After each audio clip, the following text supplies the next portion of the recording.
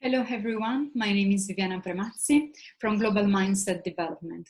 With Global Mindset Development, we help companies, organizations, and individuals to work and communicate effectively across cultures. We help them to develop a global mindset, a mindset that is open to the world, that is curious, and want to enjoy the diversity and don't be afraid of the diversity out there. So what I would like to share with you today is just something that we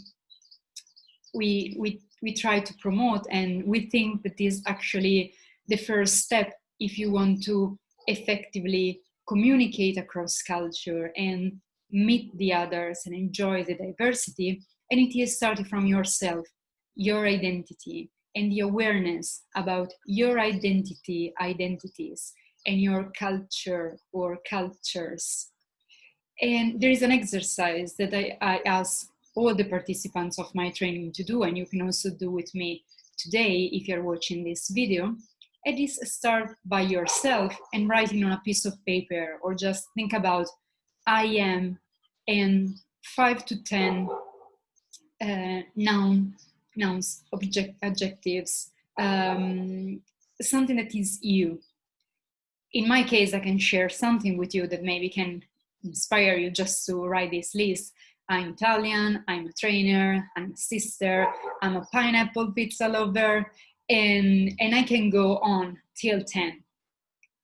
Once you have done that, and you have a look at the list, just select 3 out of the 5, 10 that you have written down. And then think again about these 3, or out of these 5 or 10, and then think about if you should, you have to introduce yourself to someone else, and you can use only one. Which will it be? Which will you choose?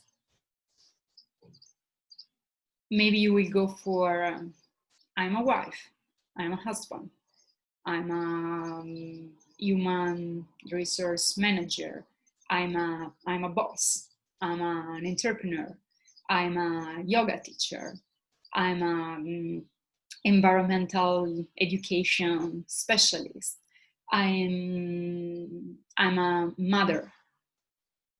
And think also about, I know you were the one, you picked that one to introduce yourself to someone else, but think about if that identity actually that you choose, that you selected, tell all the story about you, or if there is something missing, if you're not so comfortable in just describe yourself using one noun, one adjective.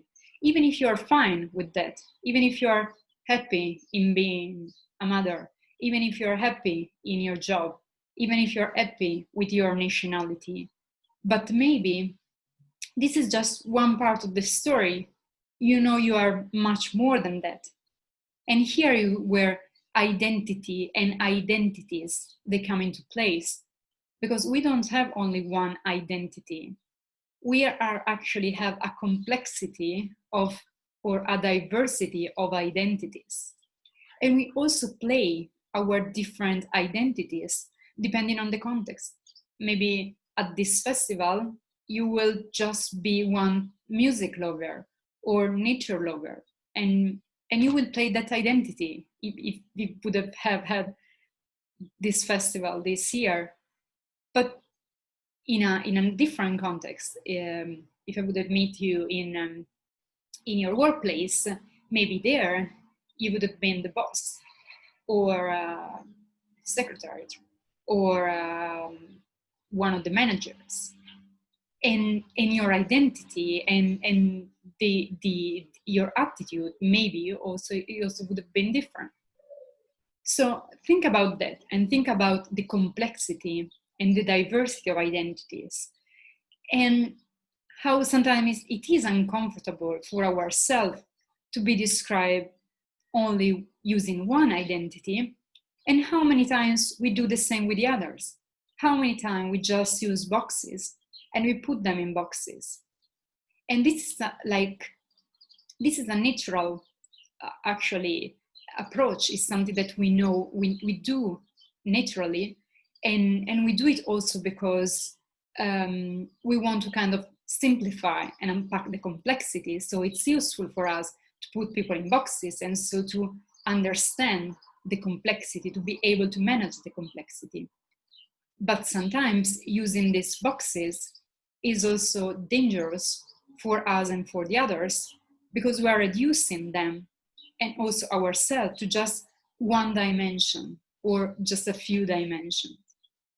There is also a nice TED talk that, and you can have a look, and the TED talk is The Danger of a Single Story. It's by Chimamanda Adichie. She's a Nigerian writer, and if you watch the TED talk, it's really interesting because it describes the danger of a single story. So the single story is actually that story maybe based on something that it is true, but it's just one part of the story. And then it is also filled by like narratives and stereotypes and stories. They are just there to fill only that one single story. And actually, they don't give all the elements and all the complexity of one person, one country, one culture, one group. And she doesn't say this in the talk, but I think one big single story is a single story that we have about Africa. We think that Africa is a country, and we think that is everywhere the same, but actually Africa is a continent, and there are many different countries, and in the countries there are many different groups and ethnic groups and nationalities and languages, and there is a history that is actually made of different local and international and national histories and stories that actually then mix there. So also think about your identity and also this idea of the single story. Maybe you have also been victim of a single story.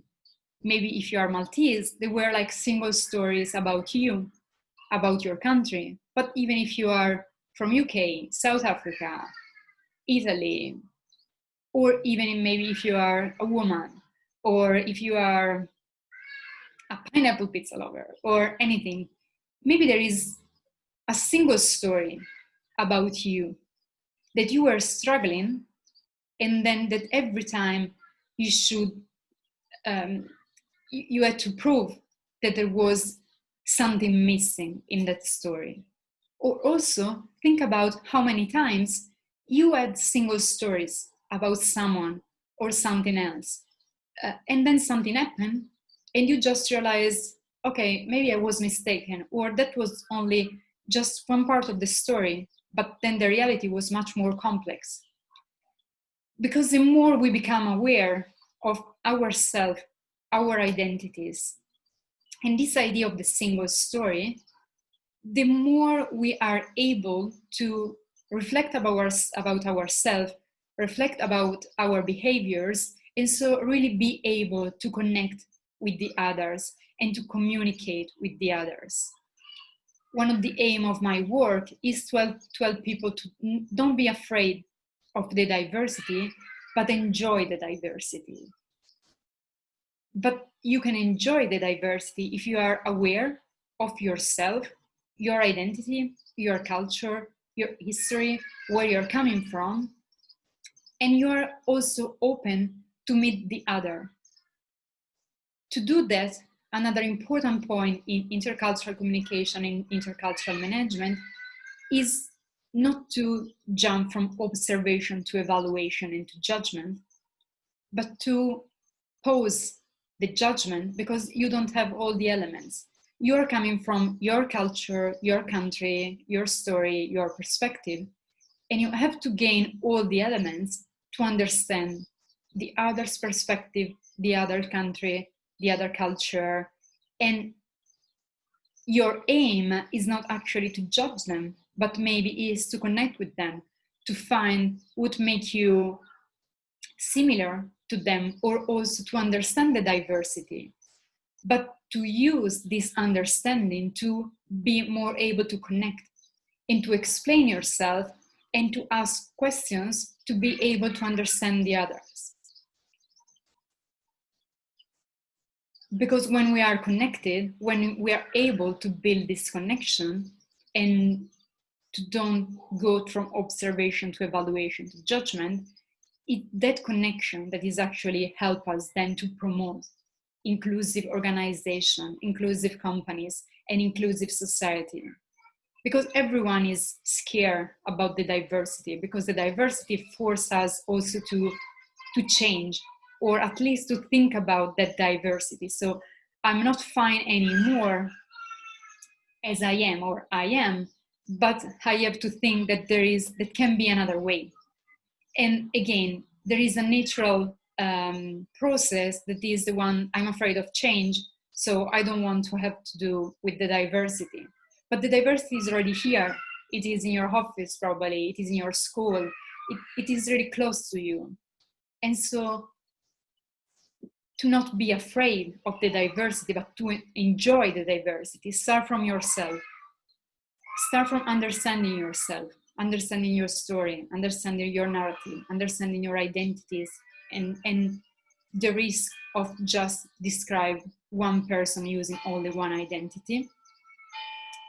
And if you're able to do that this is the first step to build inclusive company, inclusive society, that this is what we want to do. And it's all our work at Global Mindset Development. Thank you if you have listened this talk, and feel free to get in touch, and good luck with everything. Take care.